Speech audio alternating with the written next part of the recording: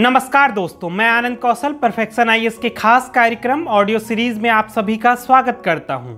आज का हमारा विषय राष्ट्रीय राजधानी क्षेत्र दिल्ली सरकार संशोधन विधेयक 2023 है, जो सिविल सेवा परीक्षा के सामान्य अध्ययन पेपर 2 के संसद और भारतीय संविधान से संबंधित है। आइए सबसे पहले जानते हैं कि ये खबरों में क्यों है।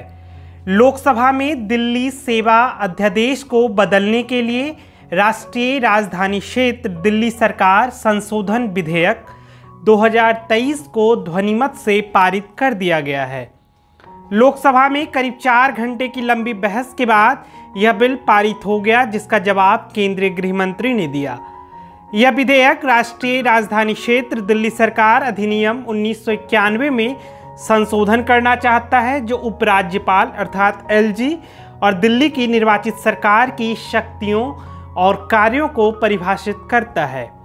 इस विधेयक के दिल्ली के शासन पर कई निहितार्थ हैं, जो भारत के संविधान के तहत विशेष दर्जा प्राप्त एक केंद्र शासित प्रदेश है। आइए अब इस विधेयक की पृष्ठभूमि को समझने का प्रयास करते हैं।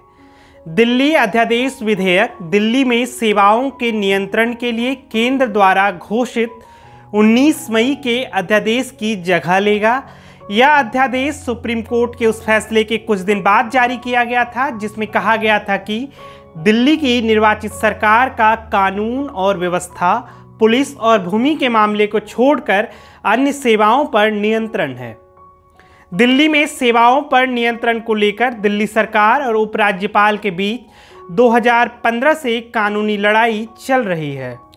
लोकसभा में दिल्ली अध्यादेश बिल पर बहस की शुरुआत करते हुए केंद्रीय गृह मंत्री ने स्पष्ट किया कि केंद्र सरकार के पास केंद्र शासित प्रदेशों पर कानून बनाने की शक्ति है और केंद्र शासित प्रदेश होने के नाते केंद्र को नियम बनाने का पूरा अधिकार है। श्री शाह ने यह भी कहा कि 1993 से 2015 तक किसी मुख्यमंत्री ने नहीं लड़ी लड़ाई, कोई लड़ाई नहीं हुई, क्योंकि जो भी सरकार बनी उसका लक्ष्य लोगों की सेवा करना था। अगर सेवा करना है तो लड़ने की ज़रूरत नहीं है, लेकिन अगर वह सत्ता चाहते हैं तो वो लड़ेंगे। आइए अब जानते हैं विधेयक की मुख्य विशेषताओं को।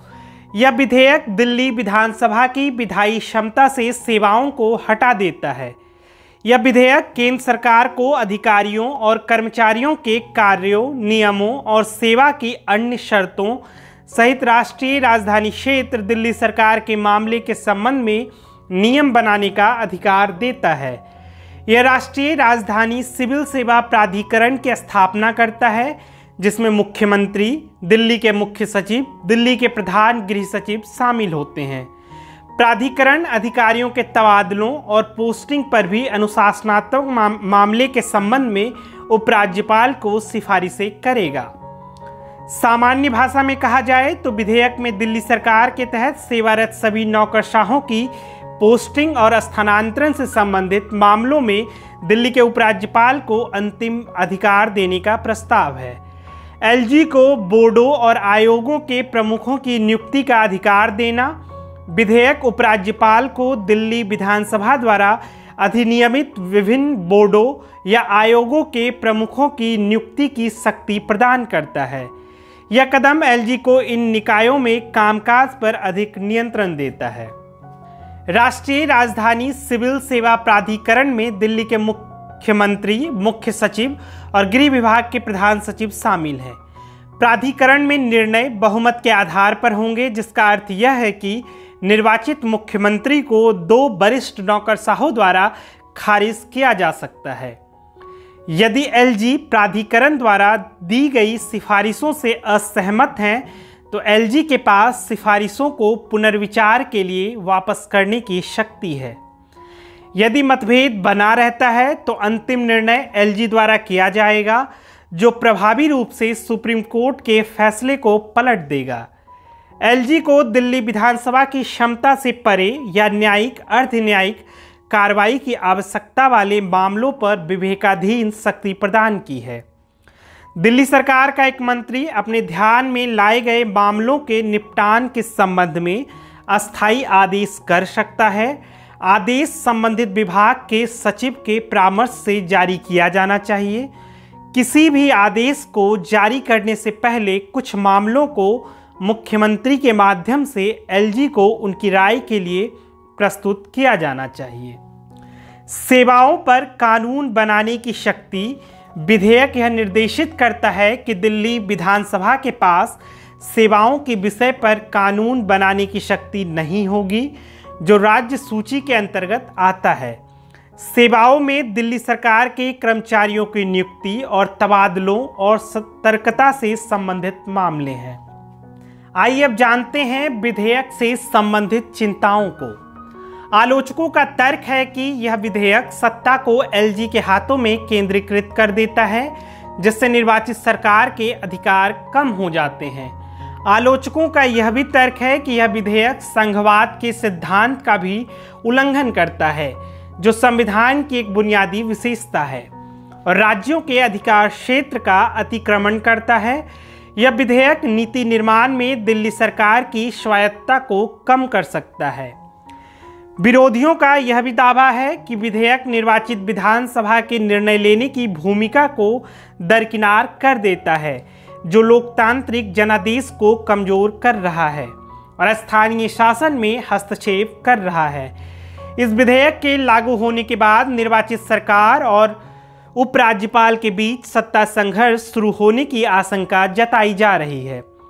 निर्वाचित सरकार का तर्क है कि यह विधेयक उनके अधिकार को कमजोर करता है और संविधान का उल्लंघन करता है। उपराज्यपाल का तर्क है कि दिल्ली में उचित शासन सुनिश्चित करने के लिए विधेयक जरूरी है। संविधान विशेषज्ञों का यह भी तर्क है कि संविधान का अनुच्छेद 239A दिल्ली विधानसभा को पुलिस, सार्वजनिक व्यवस्था तथा भूमि छोड़कर राज्य सूची और संवर्ती सूची के विषयों पर कानून बनाने की शक्ति प्रदान करते हैं। संसद दिल्ली के संबंध में राज्य सूची के तहत विषयों पर भी कानून बना सकती है और ये कानून राज्य कानूनों के प्रतिकूल होने की स्थिति में मान्य होंगे। विधेयक के अनुसार दिल्ली विधानसभा के पास सेवाओं के विषय पर कानून बनाने की शक्ति नहीं होगी जो राज्य सूची के अंतर्गत आता है। ऐसा करने से यह विधेयक उन विषयों का विस्तार करती है जिन पर दिल्ली विधानसभा कानून नहीं बना सकती है और इसलिए यह संवैधानिक ढांचे को बदल सकता है और संविधान की मूल संरचना पर प्रहार करती है। ऐसे में हमारे लिए यह भी जानना जरूरी है कि केंद्र शासित प्रदेश का प्रबंधन कैसे किया जाता है। भारत में केंद्र शासित प्रदेशों का प्रशासन राष्ट्रपति द्वारा एक नियुक्त प्रशासक के माध्यम से किया जाता है, जो राष्ट्रपति का प्रतिनिधित्व करता है और केंद्र शासित प्रदेश में प्रशासनिक शक्तियों का प्रयोग करता है। दिल्ली और पुदुचेरी जैसे कुछ केंद्र शासित प्रदेशों में प्रशासक के पास महत्वपूर्ण शक्तियां होती है, जिसमें केंद्र शासित प्रदेश के लिए कानून और नियम बनाने की क्षमता भी शामिल है, जबकि अन्य में प्रशासक की शक्तियां निर्वाचित सरकार को सलाह देने की होती है। अंत में निष्कर्ष में यह कह सकते हैं, लोकतांत्रिक सिद्धांतों के सम्मान के लिए केंद्र और दिल्ली की निर्वाचित सरकार को अपनी अपनी चिंताओं और हितों पर सम्मान के लिए एक साथ आना चाहिए। कानूनी, संवैधानिक और प्रशासनिक विशेषताओं की एक विशेषज्ञ समिति के माध्यम से इस मुद्दे के समाधान खोजा जाए। लोकतांत्रिक शासन, शक्तियों के पृथक्करण और संवैधानिक ढांचे का सम्मान करते हुए एक ठोस पहल की जाए।